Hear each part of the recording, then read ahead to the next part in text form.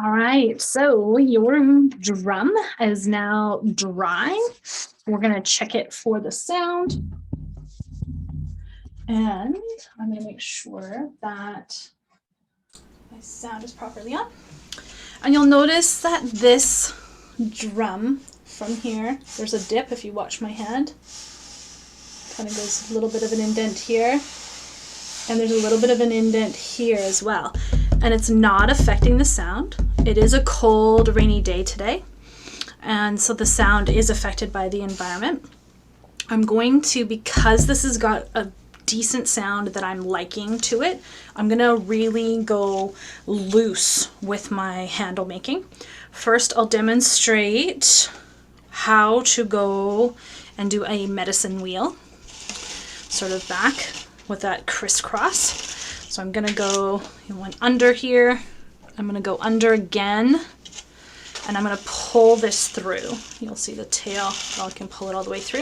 If your tail's really, really long, just wrap it and coil it around your hand. Oops, there we go. Excuse me, now you can see. And then I'll just go back and forth through here. And then once you're happy, so you know I don't have a lot of tension here. If your drum sounds really loose and like it needs to be tightened up, you can have some tension. And we're just gonna go back and forth till you're happy with the thickness. Squishing these pieces together. Oh, got a little bit tangled up here. And I wanna make sure that I'm in the center for you. This is fun, okay. And then I'm gonna make sure that I got enough where I'm at. I'm gonna line it up with that last V. And then once you're happy with it, you're gonna squish all these pieces together. I'll show you how to make that slip knot. You pull your pieces all the way together. Warm hands will help to get the sinew to stick together. And then all you're gonna simply do, because I like to line mine up with that last knot. You can tie another knot there, but it's not necessary. Get it? Not necessary. Nonetheless, I'm being silly. So notice when I went this way, my sinew wanted to go that way. So what I'll do is I'll take my knot and I'll have it go on the other side. So you can see I'm making sort of like a number 4 or a bit of a triangle from here to here. You can see that. And then I bring my pieces all the way through. For the sake of this demonstration, I'm not going to pull this really tight. So you can just slide it through like that. And then what I'm going to do is I'm going to slip my work underneath. And I'm going to do the same thing about halfway through. And make myself another little slip knot here. You can see that I'm pulling that to the side. And I'm taking my piece through. And again, for the sake of this, you would pull it all the way through and repeat this process exactly the same on the other side. You're gonna take all your excess sinew down and around, measure it to where your liking is, and then go back and forth, repeating that same slip knot. And then you can decorate with, you know, winding wool around. You can continue to use this same knot, knotting all the way down. I will put that on towards the end when I've actually got the star done. This one is going to be a star back. So this is just for demonstration.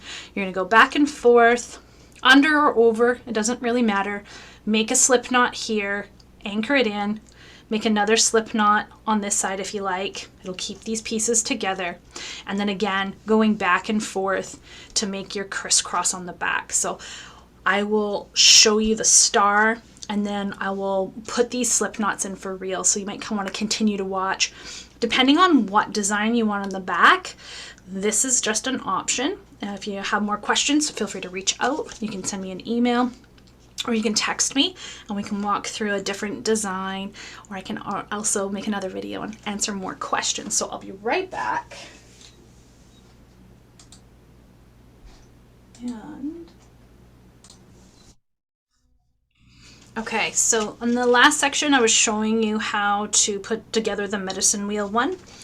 And in this one, I'm going to show you how to do a star formation. So I'll just make sure that I'm in the right part of the camera so you can see. So you'll notice this is my tail end. And now I'm going to do is I'm just going to anchor in this knot so it'll complete these V's. You can also shift your V's to help this circle look a little bit more centered. And I can see I can just go just a tiny touch here. This drum is, if I go any tighter on this, it's going to get pingy, and I want to avoid that. So you're going to be, notice my sinew is under that piece, that circle. And I'm going to just now go around and bring it through. So I kind of crossed it over. I'm going to pull the whole tail through just to help me get my placement right. And this again, this is like just like when we were lacing our drums, this is such a patience piece for us, just to get it in the right position where we're wanting it. I'm going to pull it. If you're needing more tension on your drum, you're going to pull really tight. Notice there's not a lot of tightness here. I've left it a little bit on the looser side. And then now the star, this is the part of the fun part of, you know, do I want my star to be, you know, at what angle? We're going to avoid when we're tying on these V's. Again, we're going to avoid that. That's the lungs of our drum, so we want to leave that alone, let it free flow. So I'm going to just sort of play with what angle looks good and gets me that piece. So I'm going to use the sinew, kind of just tuck it for right now. And just in case I don't have the angles right, I'm going to save myself time by, instead of tying it and then not liking it, I'm just going to press it. So again, with that little bit of wax, we get that flexibility. And I'm just tucking it, looking at what that star might look like for me if I put it here and there. And you can do the same thing. Once you're happy, what you can do is you can just mark where you put it with a little marker. I'm gonna grab myself one. I don't have one handy. So before you start this, you might want to get yourself a marker. I have a highlighter here. You might not see it on the camera, but my eye can see it. It's just a little bit of coloration. So then when I go to do the knots and getting it all into place for real, I can see where those marks are. Under is my preference. If you want to go over, that's okay. You can go over. You'll notice my sinew starting to come apart. I'm just going to do my best to use the heat of my hands to roll it back together. I'm going under again for this point. And you're really watching your tension here, that you're not pulling too tight, because that will change the sound of your drum if you go too tight. I went under again, and then under here. What we're going to do now is we're going to lace this about 3 times. Give myself a nice handle. This time I'm going over top of that knot that I originally did at the beginning, and grabbing it and pulling it all the way through. And then you'll start to see that the star is taking to life.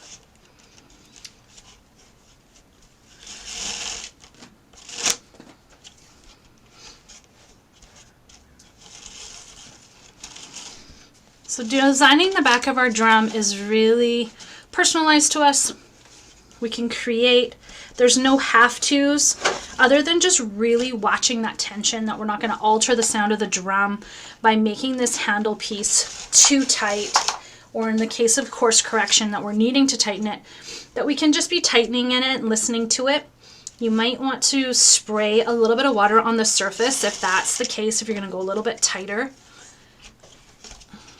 so that you can just give it a little bit of flexibility. And on this last one here, I might run out of sinew, and that's okay. If you run out of sinew, just contact me and we can make arrangements. And I'm playing now with what this design looks like here. And now here comes that slip. I'm gonna go, my sinew is under. I'm going to hold with my finger over here. This piece wants to sort of slide over, so I'm just going to give it a little push over there. Over. I'm going to go under both of those pieces of the star. And again, what I'm going to do is I'm going to pull my tail all the way through, and then I'm going to just with my fingers pull just a tiny touch to get that knot nice and tight. Now this isn't creating more tension on the handle pieces, it's creating tension right here on this edge. So I'm going to pull that nice and tight. I like to go under again here because now I can hide my work and make it come here. So if you're wanting to hide that a little bit, it might have been easier to go, if you watch, instead of me coming this way, see how it's coming away from it? I'm going to go under, I'm going to go back up to the top. And so this is really just looking at where will the sinew hide and lay flat together.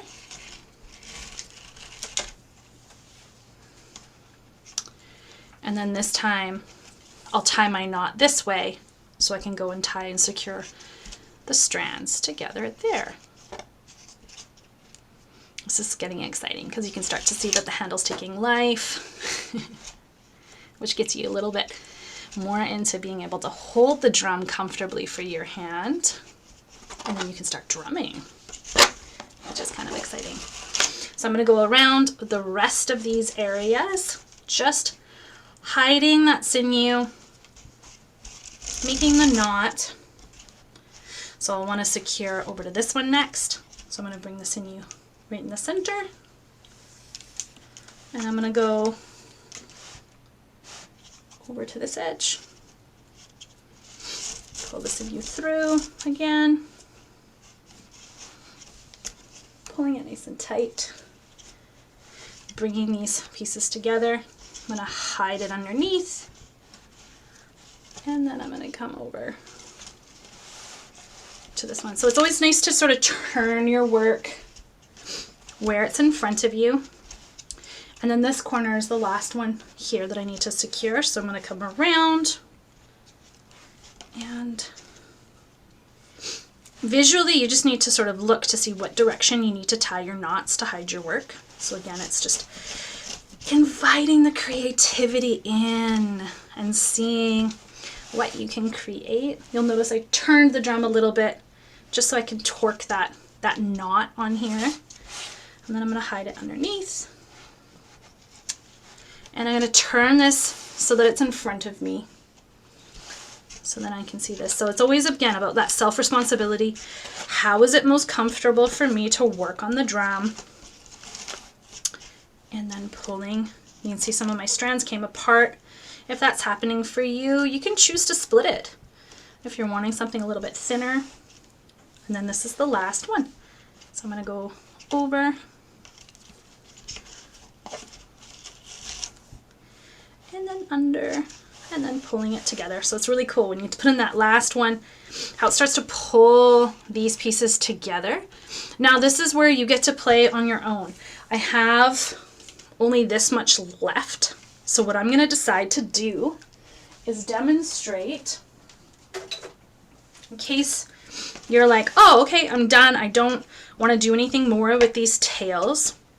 This is the trick we do. We have a little bit of fire beside us, and we burn the edges ever so slightly. It does get hot. The wax film here is, you don't want to set it on fire to the point where you burn it, that it now catches fire. You want to burn it enough just so that we melt it. So this will be fun for me to do in a video. Yes, I feel a little bit nervous. You might feel nervous too. So I'm going to give myself about, about that much. You can kind of see in the camera there. So not quite a full inch, like a healthy ½ inch. I'm going to cut with a fairly sharp pair of scissors. I think I picked the dullest ones for this video. And I'm going to change them out. So I'm just going to cut that. And then here's the trick with the lighter. that I've learned and sort of taught myself, because this end, once I set it on fire, is going to be very hot.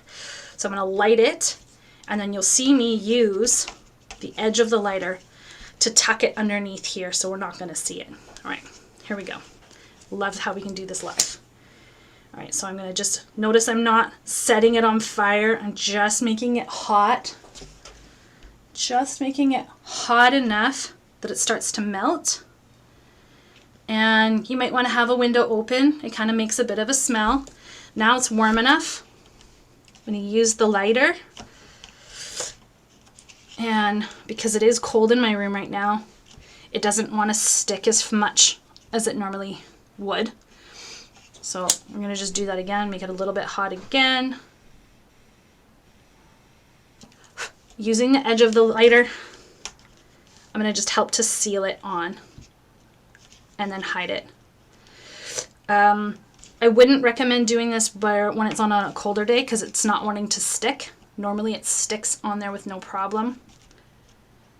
But nonetheless, that's how you do that. So if you have any ends, this one here, I'm going to use this end here. I'm going to use this to tie on a feather or in a charm.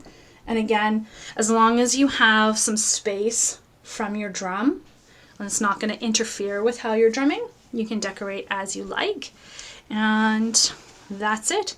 If you want, you can take the little pieces that, if you have little pieces or you have extra sinew, you can come in and you can tie and secure these pieces. You can put different gems or jewels that have holes in them and decorate as well. You can use embroidery thread, and I would suggest, go to YouTube, look for friendship knots or friendship bracelet knots, and you can kind of, or experiment and just have some fun. So quick tip, avoid these V's from tying anything in between them. Anchor these in as you like, and then you go ahead and start playing your drum. All right, let me know if you have any questions, and I hope that this helped with you finishing off your drum handle.